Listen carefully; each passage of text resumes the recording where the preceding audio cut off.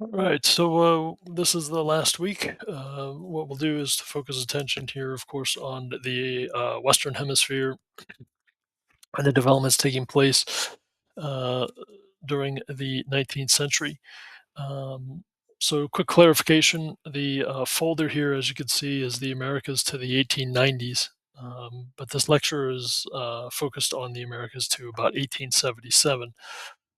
I've included a about a 75-minute video, PBS American Experience, talking about the Gilded Age in the United States from the 1870s up to about the 1890s, which gets us to the end of the century, roughly, for again for the Western Hemisphere, or uh, the United States at least. I know that many of you have had or kind of well versed in U.S. or or American history. So if this sounds a little repetitious, you know, just consider it a refresher in many cases.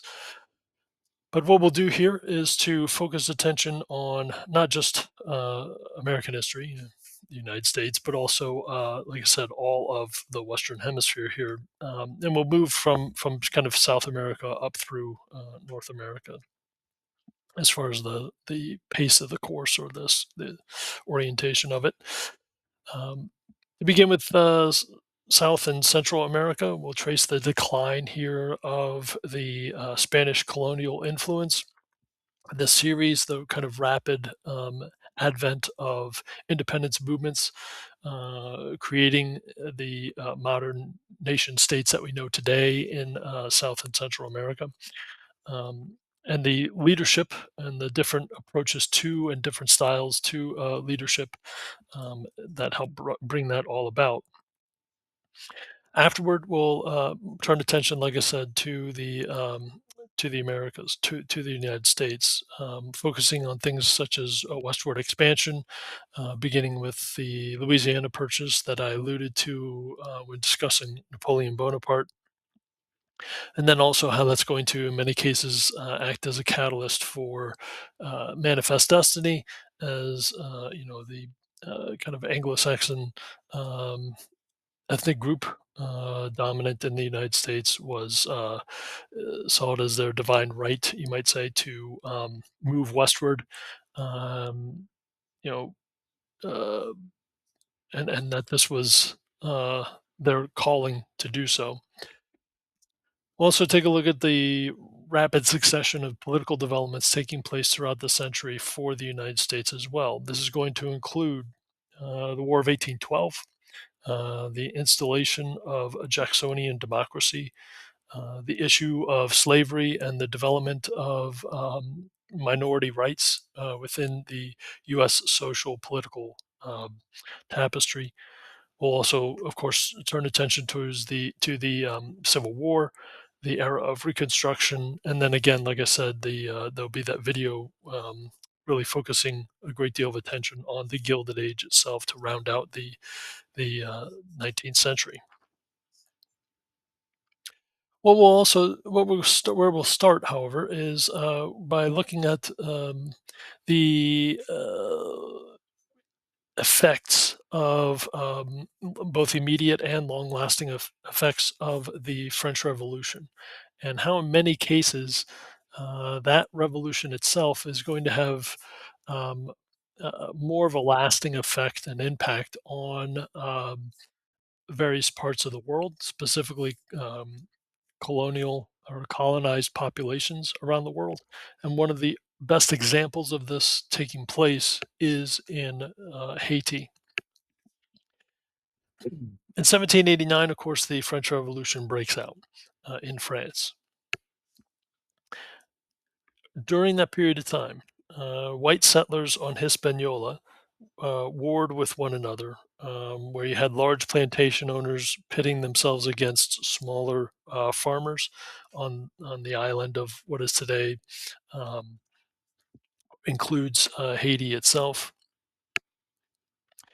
And really, the argument here was over who should represent the colony before the revamped French state, following the ouster of the French monarch himself.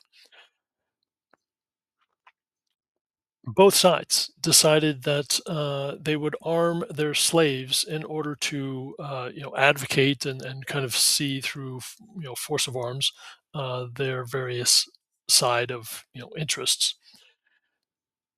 When that happened, however, the slaves themselves rose up and fought for their own freedom, and they were led by the likes of Toussaint Louverture and also Jean-Jacques Dessalines. In 1794, specifically February 5th of 1794, um, the National Convention in Paris, again, the kind of governing body following, um, leading the efforts of governing France in the early stages of the French Revolution. On that day in that year, they decreed freedom for all slaves within the British or within the French Empire. When that happened, Toussaint uh, was appointed himself or installed himself as dictator for a brief period of time, but it did not last. In 1802, Napoleon sent an army to recapture the now independent state of Haiti and to bring it back into the colonial fold of France itself. That effort was unsuccessful. However, Toussaint was captured and taken back to France, to Paris. Dessalines established an independent Haitian state following Toussaint's departure. And for the remainder of the 19th century, Haiti was uh, an independent entity, an independent state, but it remained largely depended upon and kind of at the whim of numerous state powers, not only in the Caribbean region, but also more broadly in the Western Hemisphere. The Haitians were at the mercy of the likes of a Spanish empire that was quickly beginning to atrophy and was eager to exploit any types of weakness in order to kind of mask their own weakness. And also, as we move throughout the 19th century, the United States itself and also other European powers were going to begin to exert their own commercial interests and inject those interests into Haiti. Lasting, this is most evident from 1867 to about 1914. So these were pretty not only interventionist and not for the betterment of Haiti itself, but really for the more exploitative kind of profit making that could be had at the expense of Haiti by these Western powers. And the United States was a part of that, and U.S. businesses were a part of that. And the relationship between the U.S. government in the closing decades of the um, 19th century and early 20th century was pretty well aligned with advancing commercial private interests as well. Looking elsewhere in Central and South America, again with Spanish influence beginning to crumble in the early decades of the 19th century, Creoles, again, those um, with Spanish or European ancestry who were born in the Americas themselves, began to assert their own agenda and wanted to assert their own sense of independence. This was again accelerated by the French Revolution and the Napoleonic era. The seeds of discord, the chaos, and the warring that was taking place in Europe meant that those traditional imperial powers early in the 19th century were having to turn much of their attention and their resources and their wealth towards trying to deal with a revolutionary era France, but then also a very kind of ambitious and belligerent France under the reign of Napoleon himself. That was a severe distraction for imperial powers, specifically imperial powers such as um, Spain.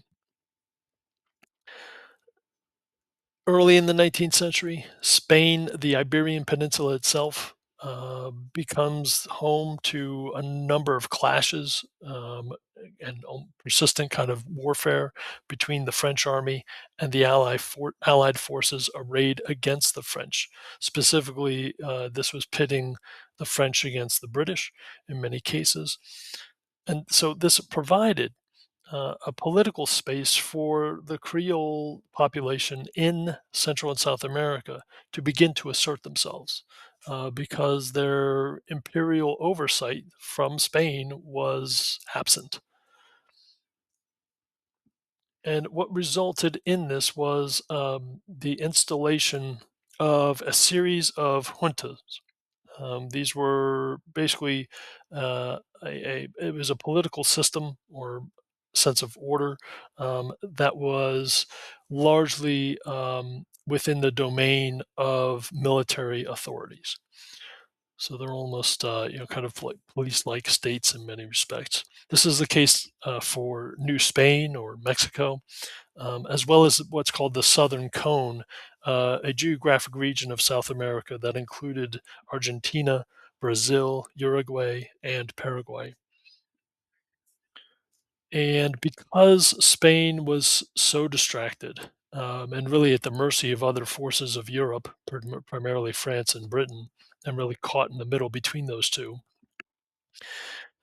within the first couple of decades of the 19th century, we see a number of South American states beginning to emerge, and even Central American states beginning to emerge as independent countries. This begins as early as 1811 with the establishment of a Venezuelan independence, largely through the successful efforts of a young lieutenant named by the name of Simon Bolivar. Also, that same year, Paraguay won its independence. 5 years after that, in 1816, we have the independence of the United Provinces, which included parts of, if I remember correctly, the Venezuela, Colombia, um, areas of southern, northern South America. In 1818, we have the independence of Chile being established, aided by the efforts of a competing nationalist, you might say, a man by the name of General Jose de San Martin. And in 1820, Mexico proclaimed its independence. The year after that, in 1821, Peru won its independence. Again, Simon Bolivar played a very prominent role in aiding that effort. Um, Later on, this all would be absorbed into what's known as Gran Colombia, which includes what is today Colombia, Venezuela, Ecuador, and later Panama. In 1825, Bolivian independence is proclaimed. Um, Bolivar and Saint Martin were, in many respects, rivals as champions of a nationalist sentiment of the Creole population in South America.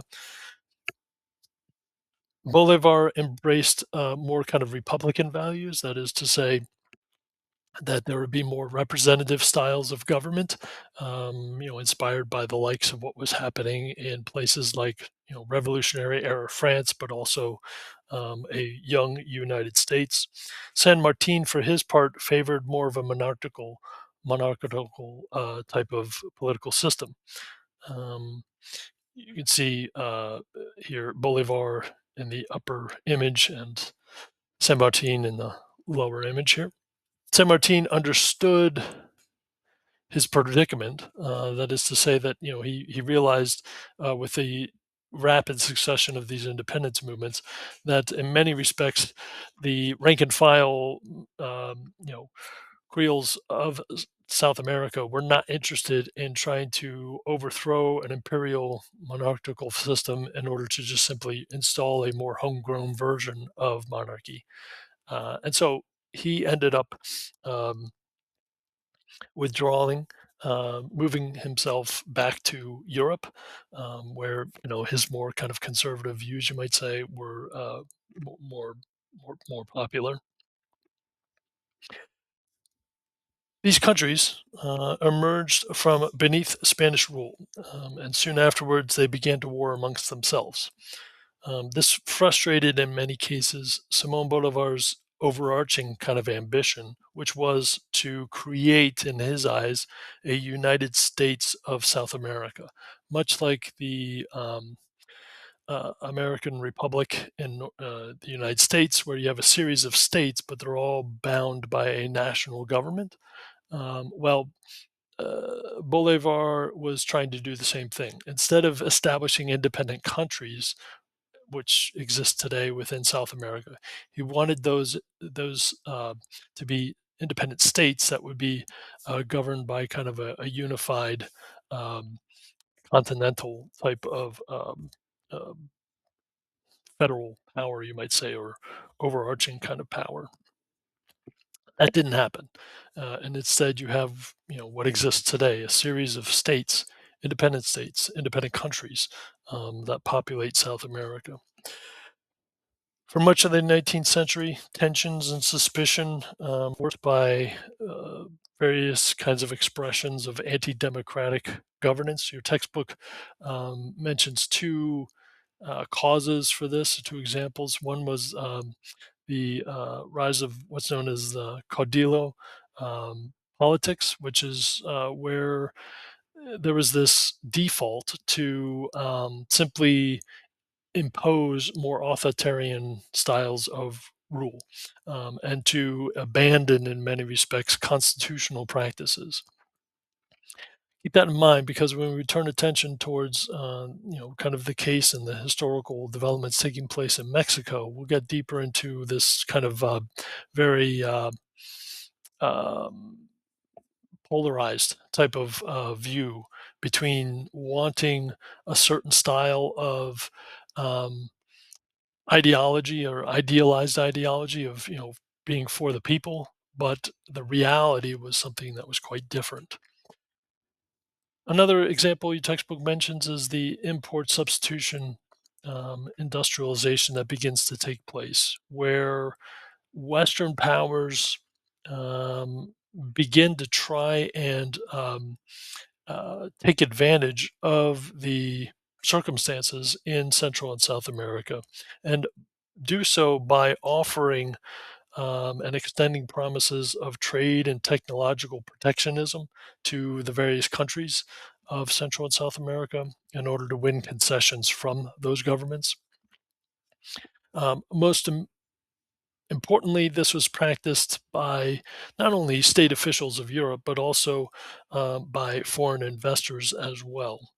And in many respects, like we've discussed before in other lectures, here European imperial kind of interests are going to try and take these types of techniques and play the independent states of Central and South America off against each other in order to win the best terms for the European state or imperial interests themselves.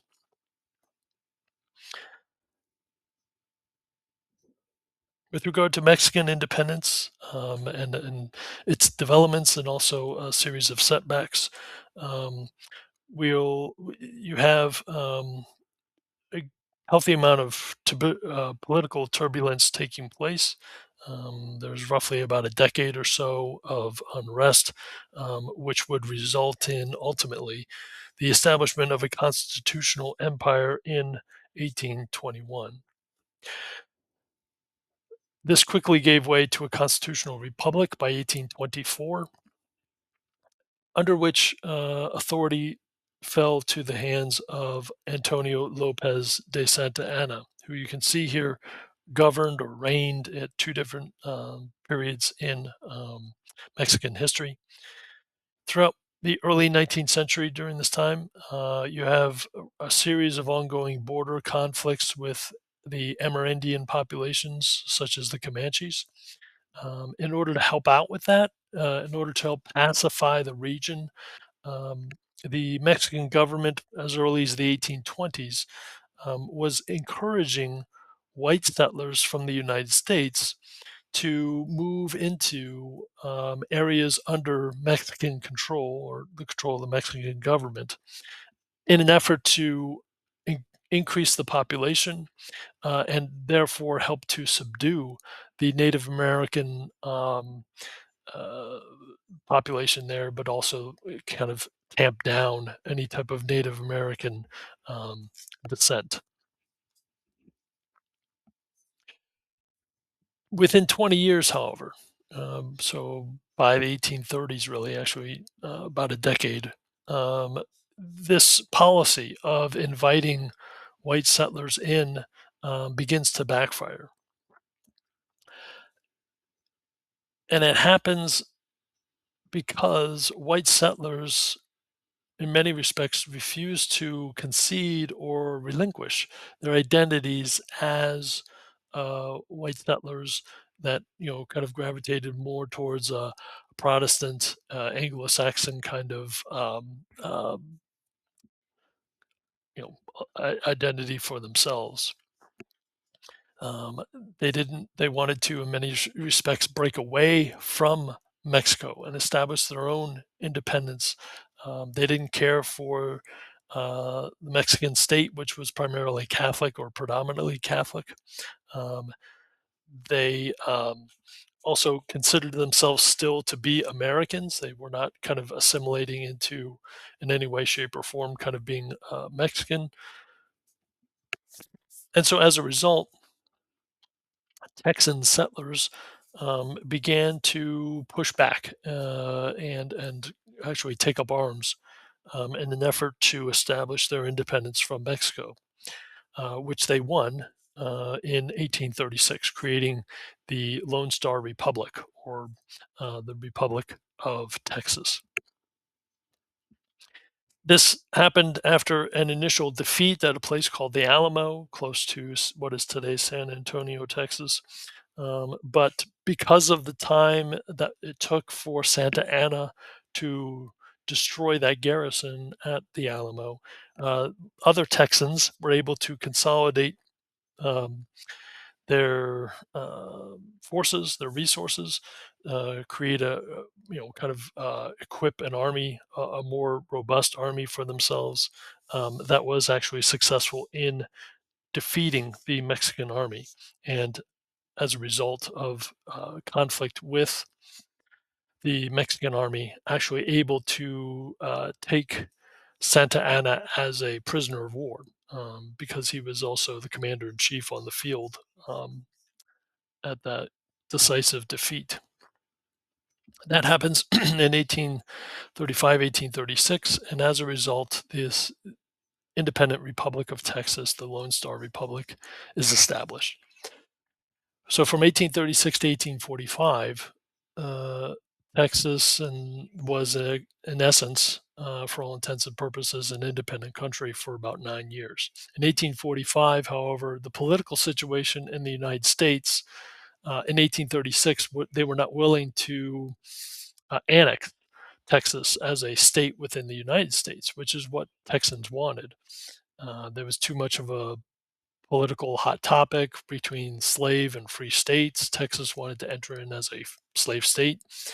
This would upset the delicate balance between free and slave states. But by 1845, the politics was such that the U.S. Congress agreed to annex Texas as a slave state. When that happens, um, this was an event that the Mexican government was not willing to tolerate. In fact, the treaty between Texas and Mexico made it, or said that that Mexico would recognize the right of Texan independence as long as it did not um, was not annexed by the United States. When it was, however, in 1845, this served as the main catalyst for the Mexican American War that erupted the very next year in 1846 and lasted until 1848.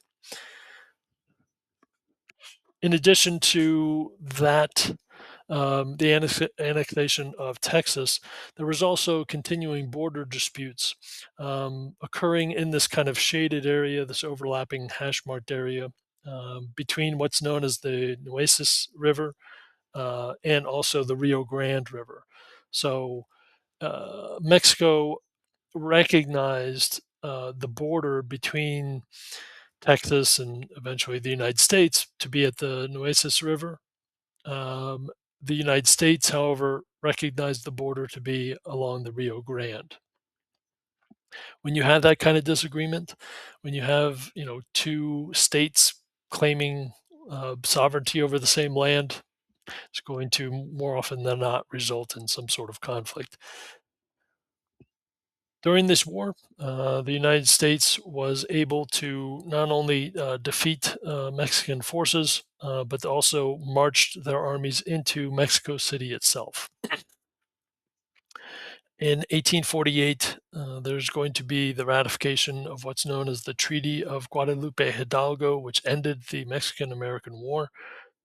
And Mexico was forced to cede territory in compensation for the sum of $15 million that the United States government would give to Mexico for those lands. It also set the Rio Grande River as the official international border, which it remains today.